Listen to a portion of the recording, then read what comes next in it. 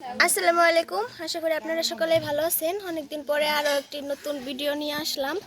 এখন আমার শ্বশুর আব্বু এই যে মাছ মেরে এনেছে, মাছগুলো এখন কেটে নেব। দেখেন একদম তাজা মাছ, একদম লাফাচ্ছে।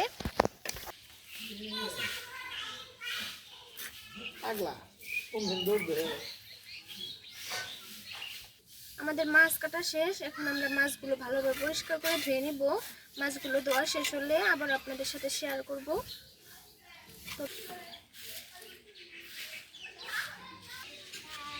এই যে পরিষ্কারভাবে ভালোভাবে মাছগুলো ধুয়ে নিয়েছি। তো আবার যখন রান্না করব তখন আবার ভিডিও করব। তো ততক্ষণ আপনারা দেখতে থাকেন। দেখেন মাছগুলো ধোয়া হয়েছে, এগুলা কিন্তু একদম চারা মাছ।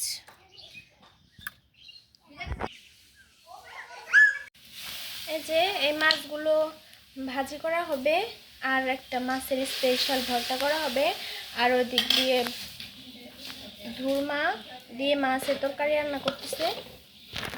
তো আমি মাছের ভর্তা রেসিপিটা আজকে শেয়ার করব। ততক্ষণ দেখতে থাকেন। আমি এখন পেঁয়াজ, মরিচ, রসুন যা যা লাগে সব রেডি করে নিব। এই যে এখানে মরিচ, রসুন আর পেঁয়াজ এরকম করে কুচানো হয়েছে।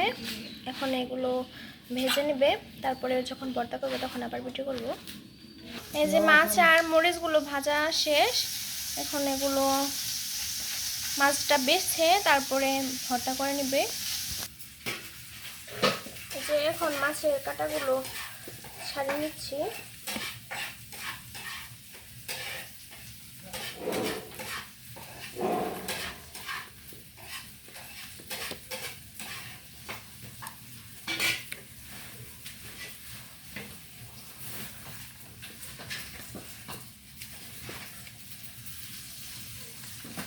যারা মাছ খান না তারাও বাসায় এভাবে ভর্তাটা করবেন।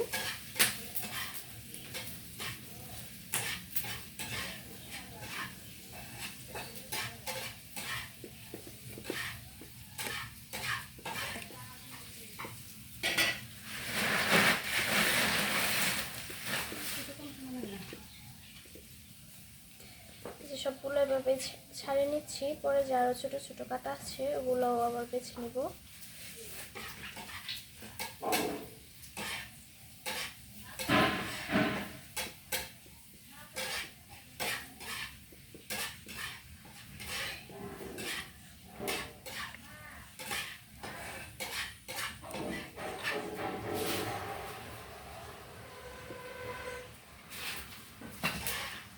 এই যে এখানে পেঁয়াজ, মরিচ, রসুন আর শুকনো মরিচ ভাজা আছে। এখন মাছটা হালকা একটু আবার তেলের মধ্যে নেড়ে চেড়ে নিচ্ছে, যাতে মাছটার এক্সট্রা যে কাঁচা কাঁচা গন্ধ ওটা না লাগে। তারপরে মাছটা এই মশলার সাথে ডলে নেব। এই যে এখানে মাছ আবারও হালকা একটু কড়াইতে ভেজে দিয়েছে।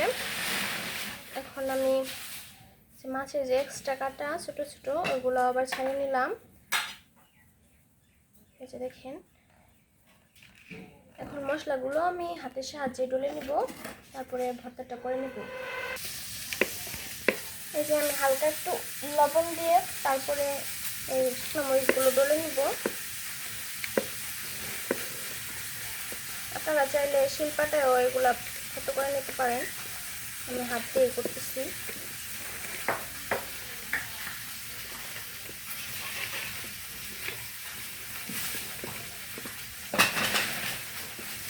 এই ভর্তাটা একটু গরম গরম, যারা শিলপাটাই না করবেন তারা একটু গরম গরম মাখাবেন, কারণ মরিচগুলো কিন্তু ভাজার পরে একটু পরেই হয়ে যায়। এই মরিচগুলো এভাবে ঝুড়ো করে নিয়েছি। এখন বাকি যে মশলা এগুলো এভাবে হাতের সাহায্যে করে নেব।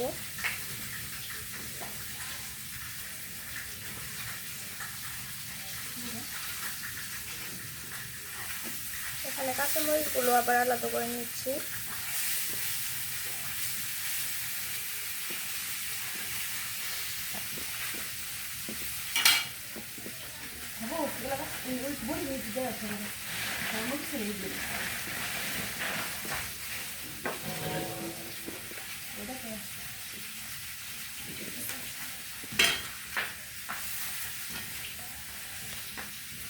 এই যে মশলা কিন্তু সবকিছু আমি এইভাবে ডলে নিয়েছি, এখন মাছের সাথে সবগুলো ভালোভাবে মিশিয়ে নিচ্ছি।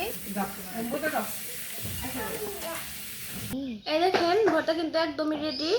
এখন শুধু গরম গরম ভাতের সাথে এই ভর্তাটা দিয়ে খেলে অনেক মজা লাগবে। তো আমার রান্না এই ভর্তাটা শেষ।